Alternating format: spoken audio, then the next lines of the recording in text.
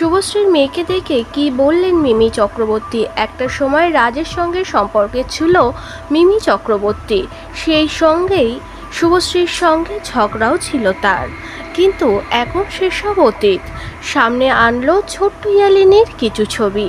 দাদা ইউয়ানের জন্মদিনের দিন প্রথমবার কিছু ছবি শেয়ার করলো ভাই বোনের মা শুভশ্রী গঙ্গোপাধ্যায়, আর সেই ছবি দেখেই প্রশংসায় ভরিয়েছে টলিউড অভিনেত্রী Mimi Chakraborty.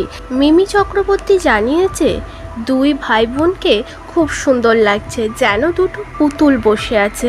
Happy birthday yuan, সঙ্গে ইয়ালিনীকে অনেক অনেক ভালোবাসা।